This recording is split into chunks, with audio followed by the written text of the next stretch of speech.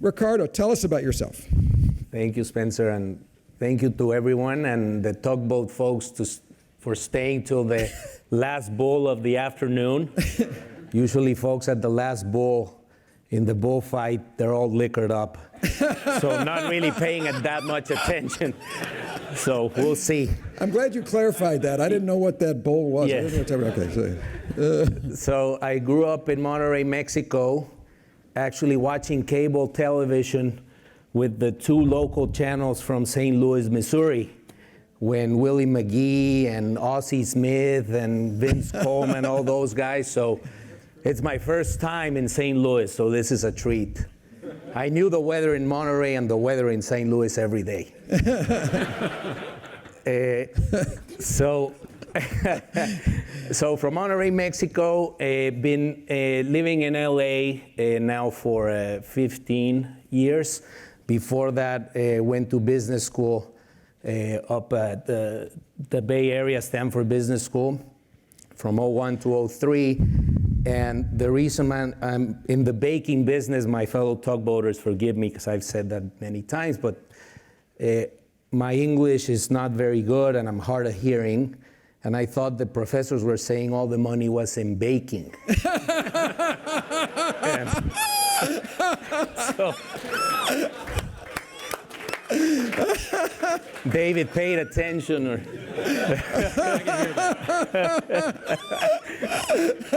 So I told you this is going to be the best panel. I mean, there's no doubt. It's incredible. So moved down. I'll keep this rest short.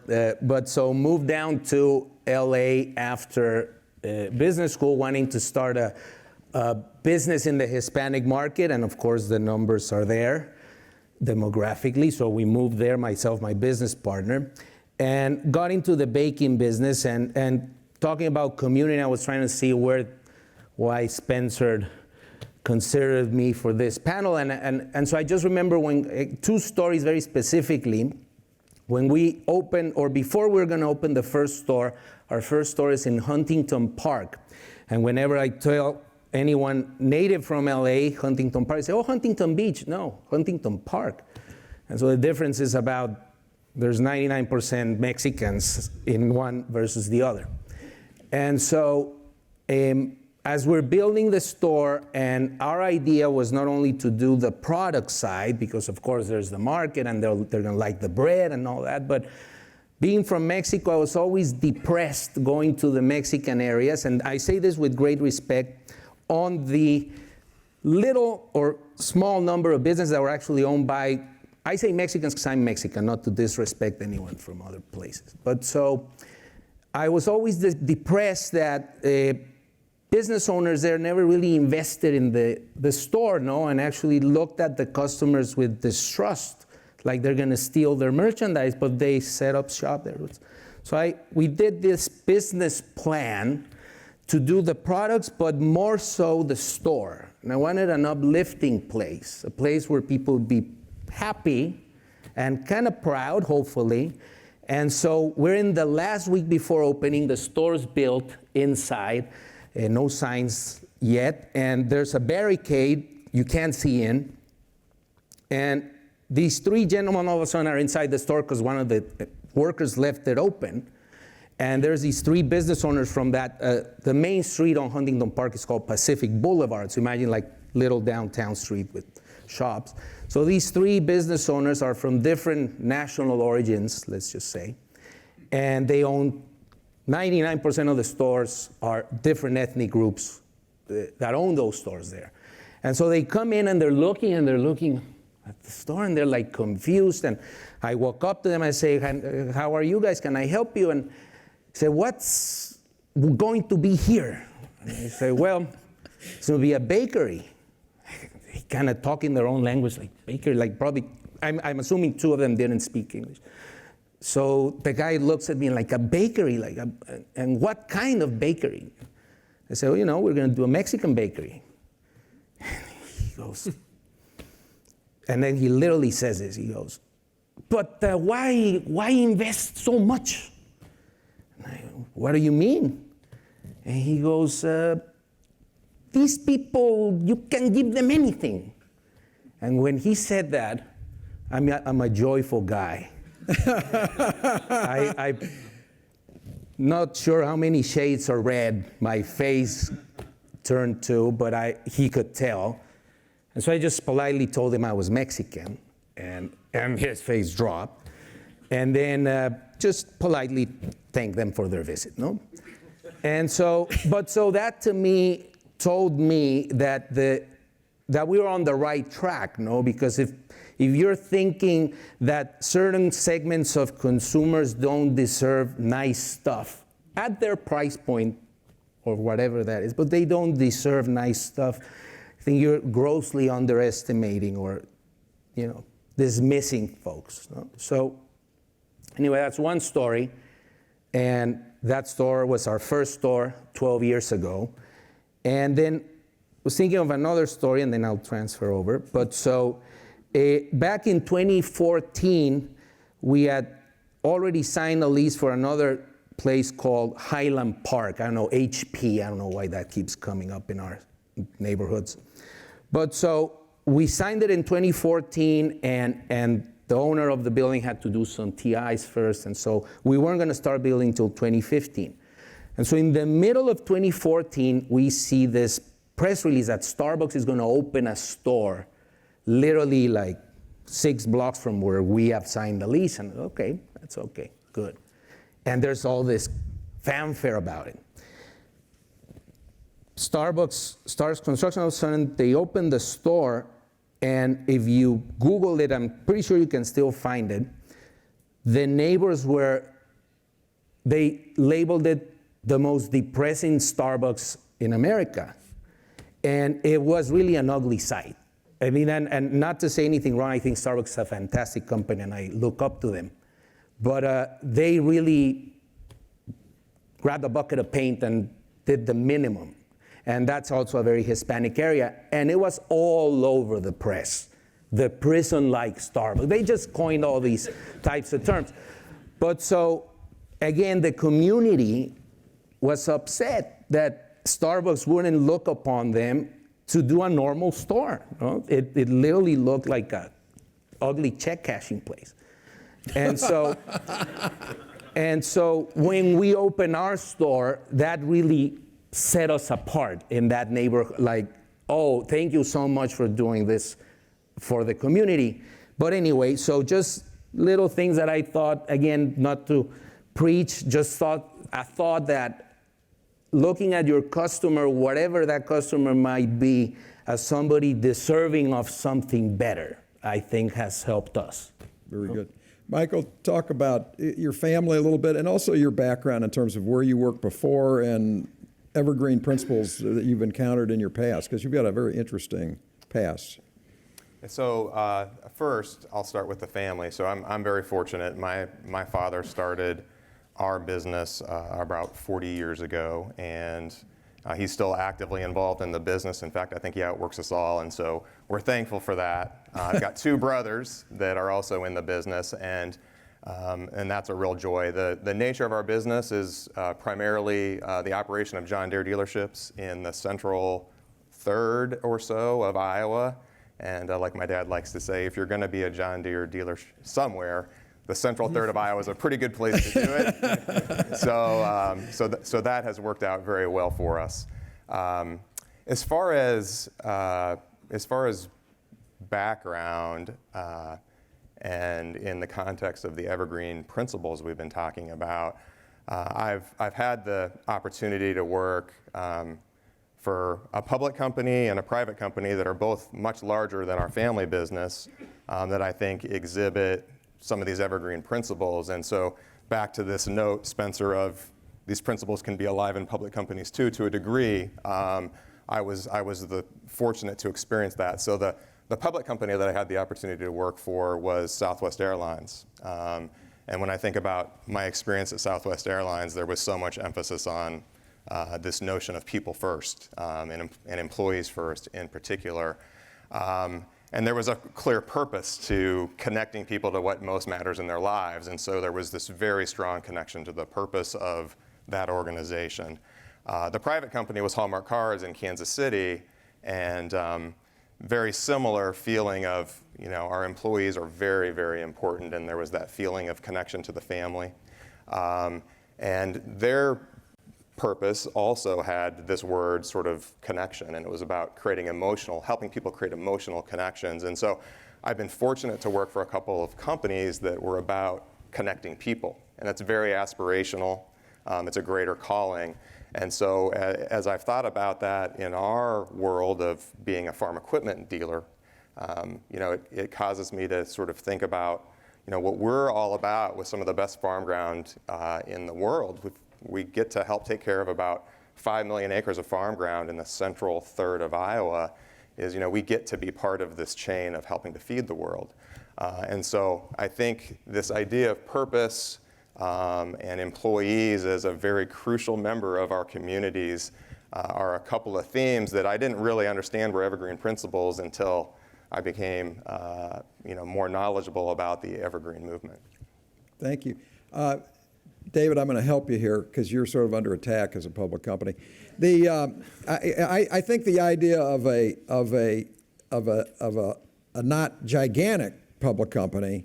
Gigantic public companies, they're all bad. The gigantic ones are bad. But talk about your situation, and really for the audience, I think what's amazing, Kemper family leading this wonderful organization that's done so much for St. Louis and the rest of your service area. But you've led the business for, is it 6 generations, 6 generations, over 100 years. So there's longevity there.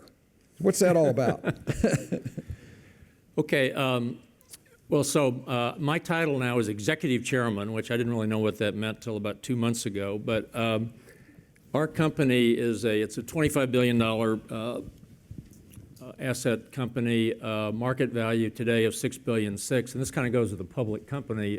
Beginning of the year, we were worth $5.8 billion. Last week, we were worth $7.2 billion, and I guess we lost $600 million in the last week, although our earnings were up 30% yesterday. So we are a public company, but as Spencer said, my son John became the CEO August 1st after I'd been the CEO for 30 years. So it is the 6th generation. We started in 1865, which, John, I guess means we survived the Panic of 1873. Few did, yeah. Barely squeaked through. So, our tagline is Super Community Bank, and I really do want to talk about, what you do in the community. And a number of my directors are here, Don Jubal, Jim Forsyth, Greg Twardarski. Actually, Andy Taylor, who is one of my best friends, is our lead director at our holding company. He's been a director for 30 years, and I'm actually the lead independent director at Enterprise. And you guys have spent a lot of time out at Enterprise the last couple of days, but I've just watched what Andy and that company has done, and it's all about people and culture, and we've learned a lot from them. I also believe that the private sector, and by that I mean compared to the public sector, not public company, private company, has got to be a leader in shaping our communities going forward. So I think it's real. I spend a lot of time now, and as executive chair, where I'm going to hopefully be a holder of our values, but also I'm spending an awful lot of time in the St. Louis community and in Missouri in general, and I just think it's essential that the private sector and individuals get involved. One of my good friends, John McDonald, who has been one of the great citizens of St. Louis, says it's about work, wealth, and wisdom. And I think if you can bring capital, but more importantly, bring ideas to attack some of the societal problems we have, we're going to be the leader. So I'm very excited about that. That is inspiring. And talk a little bit more about the family businesses in particular, but private companies are the ones really that have the opportunity to lead the charge. I don't know where they're not exclusive, but all the names you mentioned. Well, just because, St. Louis beats itself up a lot, and that's one of the things that really annoys me because I think we have such an incredible community and such incredible opportunity, but they always talk about all the Fortune 500 companies we've lost. Yeah. And I think the future in the country, but particularly in Midwestern cities, is going to be individual families and businesses, and that's where you've had this significant accumulation of capital. And I'd say the Taylors, who literally have put hundreds of millions of dollars in a very smart, strategic way back into St. Louis, are really shaping what we're going to do. And I don't, we're a public company. We've got 5,000 shareholders. We own a significant investment, but by no means a majority. I don't think we should be giving our shareholders money away. So I don't think public companies should be doing that, but I think individuals, they have the right to do that. They've made the money, they can do what they want with it. Right. And so that's our feeling. Well, that is great. Mike, talk a little bit about impact of a Deere franchisee. And talk about, let them know what kind of franchises you have, but the impact you have on, I'm thinking the geographic community there and on your employee family groups, because I think this is an interesting story. Yeah, so we operate 26 different locations, and 19 of those locations are focused on the larger John Deere agricultural equipment. So large combines and tractors and planters and all of that. And so, our footprint to accomplish that puts us in several different small to medium-sized towns in Iowa. And so in many cases, our leadership as a business in those communities, the quality of employment that we can offer to people that want to live in those communities is very significant to the community. And so, as we think about what we do, we're careful to try to keep that in mind. And my dad likes to talk about this idea of family ownership, local leadership. And we really try to encourage our local leadership to do what they think is the right thing to do to support their communities and give them discretion to be able to do that, whether that's sponsoring 4-H or sponsoring a ball team or contributing to a need like we've done in our home office is in the town of Perry, Iowa, and we just finished sponsoring the development of a daycare center because there was a need for a certain segment of our community to have access to more affordable daycare. And so those are the sorts of things.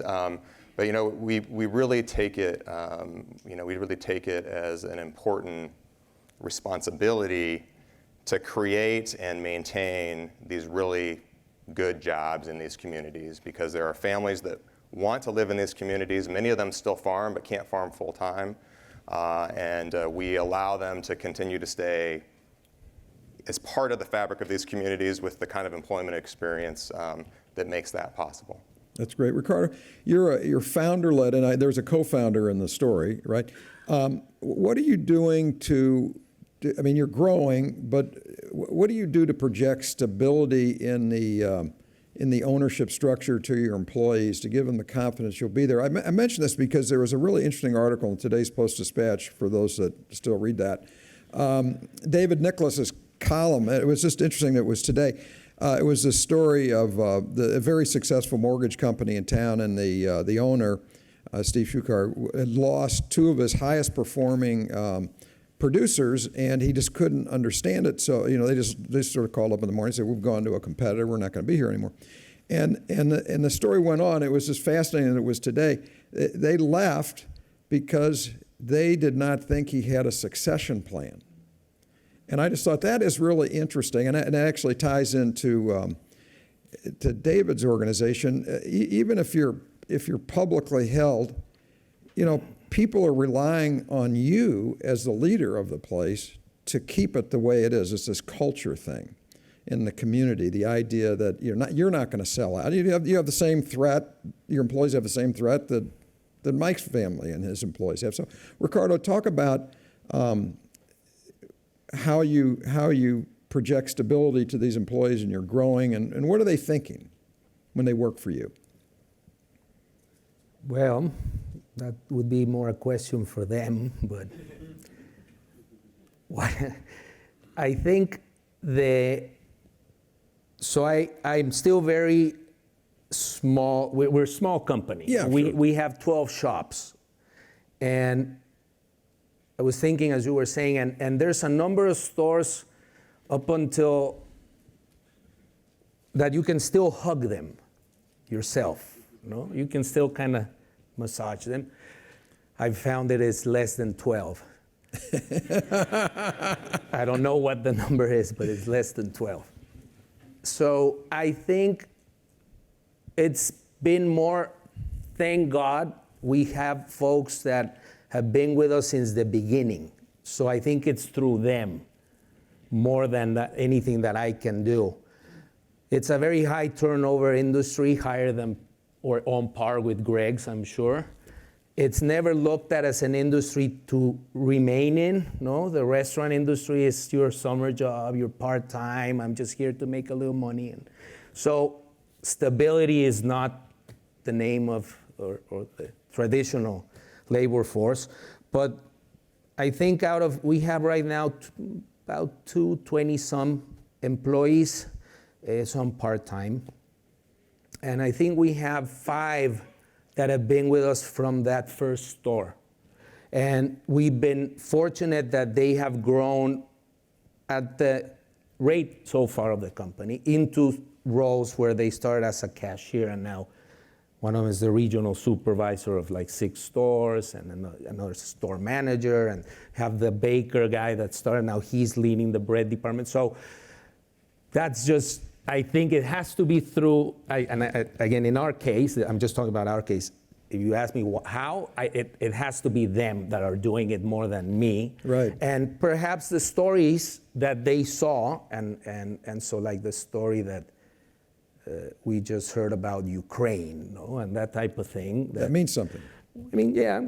And so I would credit that those employees that remain and kind of carry the ethos to others, I think. Well, and it sort of ties into the visit with Enterprise, the grow from within.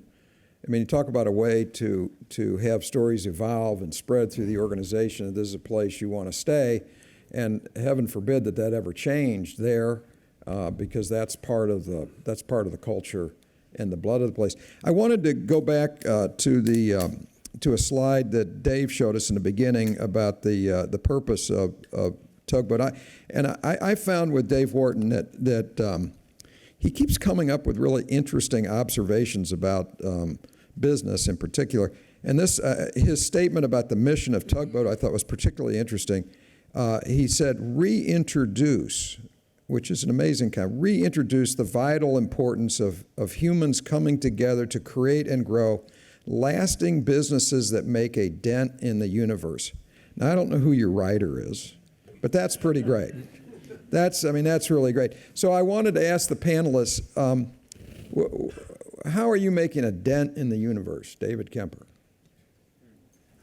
I love that term. That's a real physics It's really, term. yeah, it's like, whoa, we could stop right here and go home, really. Well, I don't know if I am making a dent in the universe. I mean, everybody's trying. The 2 great role models in my life have been my dad and Bill Danforth. And I think about Bill Danforth and where we're sitting and what Washington, and I've been on the board of Washington University for many years, so what he created here. But something that was really inspirational to me, which he did when he was 70, was he left the university and he created the Danforth Plant Center, which I'm on the board of too, and is now probably the largest private plant research in the world. And the whole purpose of it is to make society better. And it's just been remarkable. So that idea of giving back, and I think, what's the purpose of having wealth? You can have a nice house and take nice vacations, but at some point, what I'm most proud of is trying to do that and inspire my children so they have purposeful lives. And I think this whole idea of where the right people who want to work for you are going to come to companies who value that. Yeah. So we make a big point of that in all of our communities. And I'm so proud that in Springfield, Missouri, Doug Neff has been Citizen of the Year. Oh, wow. In Tulsa, Oklahoma, Shannon O'Doherty is one of the leading citizens there. And we certainly do that in Kansas City and St. Louis. People like that. Now, it's good for our business because bankers want to know a lot of people. We have people on all the boards. So that's just pragmatic. I mean, that's one of the P's. But the main thing is you get better people if they're inspired to make a difference in society. And so that's very important. Well, and then the impact throughout the community, not just at the bank, but it's incredible what the multiplier effect, I guess, is the concept. And as I said, you can do it. The private sector is going to have to drive that. It's I think more and more Look at redoing the arch. I mean, thank God for the Taylors, but it was a community effort. I mean, they put $100 million into it. The rest of us put another $150 million into it. But the main thing is, especially Andy Taylor figured out how to work with the Parks Department to get something done, which is no small measure, dealing with the government. So that's why things are happening here. Well, so it's kind of fun. Our tugboat group of 100 CEOs from around the country went to the Arch last night. So it was a very, good. very special occasion, pretty and spectacular. it is a wow. And thank you to the private sector. And David, one of my customers is Marquette Transportation, which is the biggest operator of tugboats in Paducah, Kentucky. Oh. Now, they're owned by a private equity firm. well, that's a bad Ironic. thing. That's a bad thing. The irony. Michael, talk about dent in the university. I mean, you've already sort of said it. I mean, you're helping farmers plant things. Yeah, so I certainly, with respect to our core business, one of the focuses in agriculture today is improving yield per acre so we can grow more food as the population grows. And so I think from that perspective, we have a passion about helping our farmers farm better to increase yield and better utilize the gift of the soil that we have. I think, when I think about dents, I also think about it all, macro level and almost at that individual level, going back to our employees. For us to have an employee that's in a time of need that comes to us and says, I don't know what to do, I need your help, and for us to be able to come up with a way to help them, to me, those are important dents that we're able to have in the world as a family business that is able to achieve some profitability, to be able to help individual employees that are part of our organization. And then at a macro level, one of the things that we've done that we felt was important to get beyond just our immediate community was to do some philanthropy that got outside of the borders of our country. And so one of the things that we've done is made some investments to help in Haiti with the Haitian Christian Development Fund. And our employees know we're doing that. I think when it comes to purpose and connection to sort of the fruits of our labor, why we're all doing what we're doing beyond just the pure bottom line profit. I think that's been helpful, not only as a dent in the world, but it's helpful, we believe, to our culture of being servants. That's interesting. In the enterprise story, they had a segment yesterday on hiring the workforce complexion, especially millennials, and it was really interesting how they've got this vast need for hiring 9,000 a year, some extraordinary number of people, but that the purposefulness of their company was really an important aspect. It has to be real, but you have to have it to attract the new kind of talent that's coming in. If you don't have it, they have no interest. Ricardo, dent in the universe, what are you doing? What kind of dents are you creating out there? They're microcosm more than the universe. Well, tell them about what neighborhoods look like before your store and after your store. Well, I think that's a dent in the universe. yeah, and myself and my co-founder, I don't say we as in some, like those guys that talk in a third person. Like when I say we, I'm thinking that we started it together. But so we wanted the company to have a higher sense, so definitely the product first, because I go to all these food conferences and I hear the food CEOs talk about technology and this and the robots and all that, but their food is terrible. And it's like, I think I'm in the wrong conference, But so the food for sure first, we're a bakery first. And then we said, no, we're going to invest in our communities, as I mentioned, not just in the product, but in the stores and hiring local folks and creating jobs where perhaps there weren't that many options. And then the other thing, so we can have a monarch butterfly as our company logo and contribute to polluting them out of existence. No? So, okay, what can we do? And we're small, but we try to conserve as much as we can, and it helps the bottom line. So it's a pragmatic, self-serving, like less waste and reducing our package sizes or minimizing that. But then I say, we're not experts at that. We need to be baking. And so found an organization that does that called EcoLife Conservation. I was at home on a Sunday and my neighbor calls me, hey, turn on the CBS Evening News. He still has CBS Evening News. I was on YouTube or something. I'm younger. But so I turn it on, and this guy is in the middle of the monarch forest. And if you've never heard of the monarch butterfly, they go by the millions. It used to be 1 billion plus, now it's millions because of all the pollution and climate change and all that. But they go from North Canada and the eastern US to Michoacan, Mexico every year. That's the mega generation. It's the 4th generation of the butterfly. So that butterfly lives for like 90 days, which is rare because butterflies live like less than a month. But that one lives like 90 days, goes to that same place every year in Michoacan, but then you'll figure out it's not the same butterfly that comes and goes. I just told you they die soon. So they go. This is so sad. Yes. I mean, it's terrible. They hibernate, and then they literally, the reason they go is to reproduce. And so those die off, the next generation. So they arrive around November. They stay there for the winter. The new ones are getting awakened by March, and they start the trek back to north.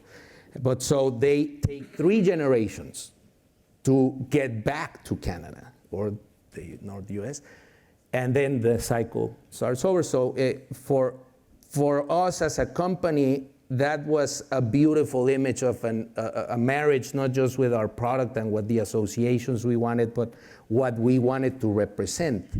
So I probably got off track because the universe was the question, but I think that just, again, carrying the story part as a company and as people, and so that hopefully some of our staff, our employees, see that we all should be thinking of others and not just of what our business That's is. fantastic. As you were talking there, I was thinking, what a great speaker for my class. If I could get one of those monarch butterflies. And that's the ultimate multi-generational family business, right? I mean, it's like, There you go. it's unbelievable. There you go. So I hope you all, I think there's a really interesting observation, I think it's interesting, observation I'm going to make about these 3 gentlemen, and it's about Tugboat 2, and it's about Evergreen Principles, and we're going to open it up for questions. So I hope you have questions to ask. I think the greatest contribution that people that evidence these principles, call them Evergreen or whatever you want, but purposeful people, the best thing they do for the world is act as role models.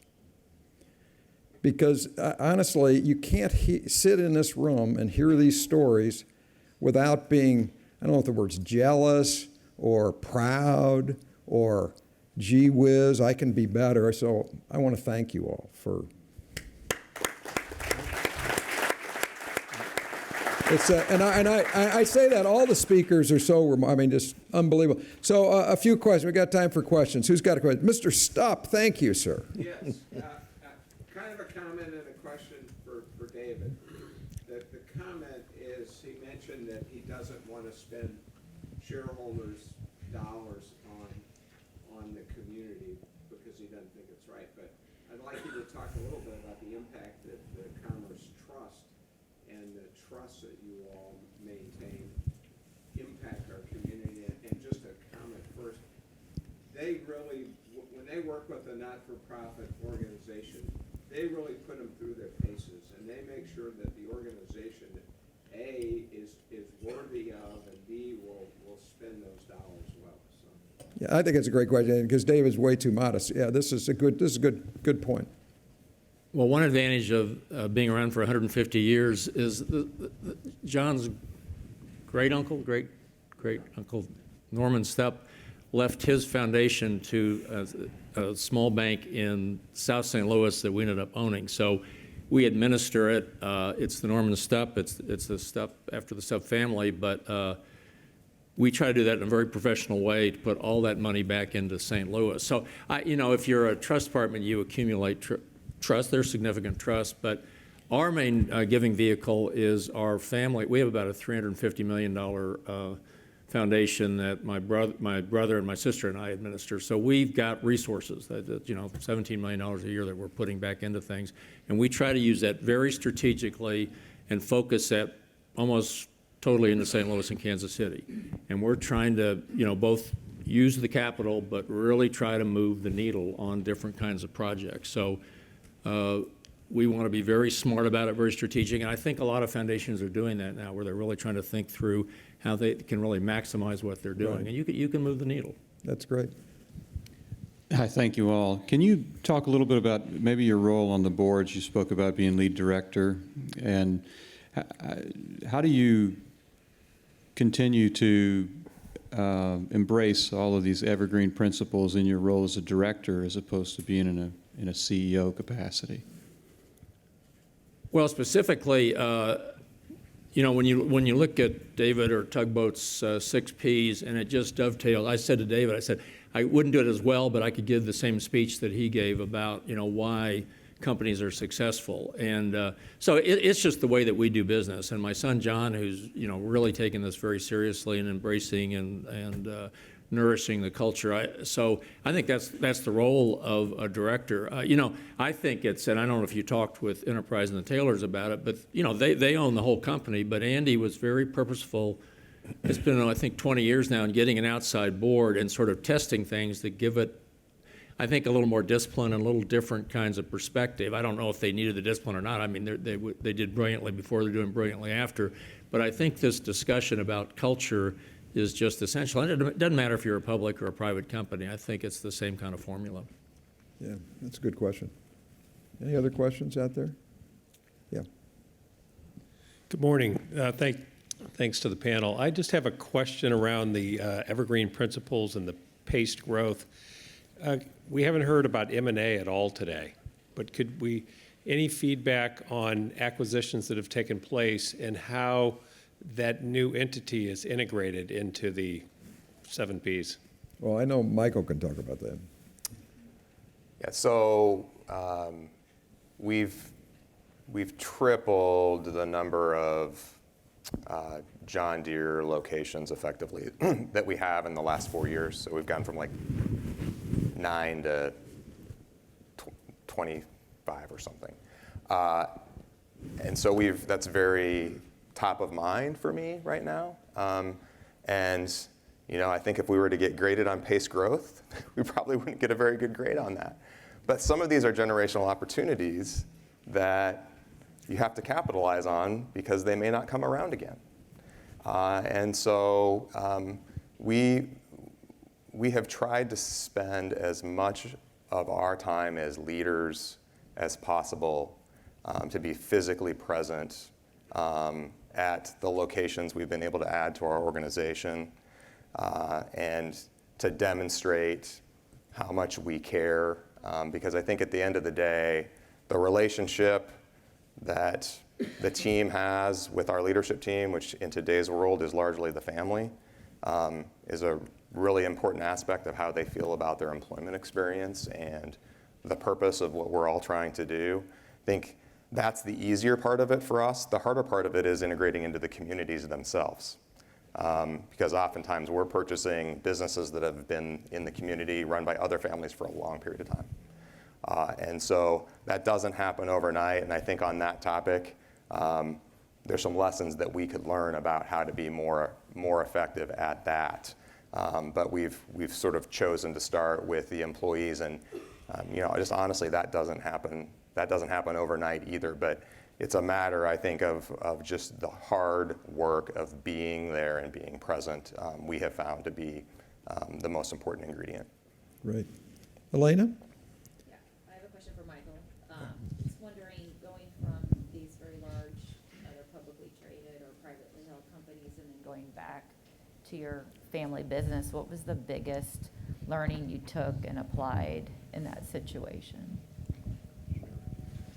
Oh, yeah. So Elena asked, Michael's had this experience working for a Hallmark, a very large private family-owned business, multi-generational family business in Kansas City, and for Southwest Airlines, public and very principled and purposeful. And what did you take back to the John Deere world?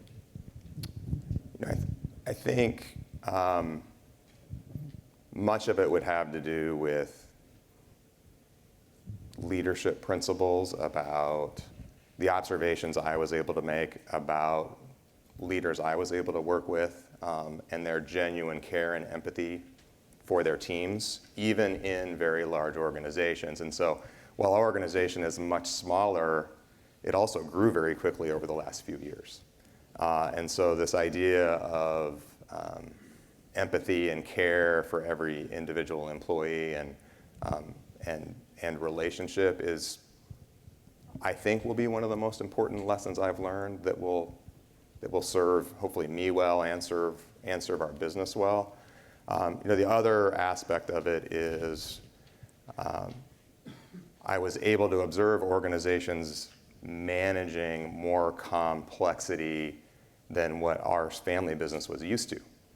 And so now all of a sudden we have some complexity in terms of rapid growth and a new way of needing to organize in order to take care of the organization. And so having that model in my mind on how did a larger organization organize to take care of complexity that we didn't used to have in our family business has given me some frameworks that has made it easier, I think, for me to help the family business navigate that. Yeah. Great. Thank you.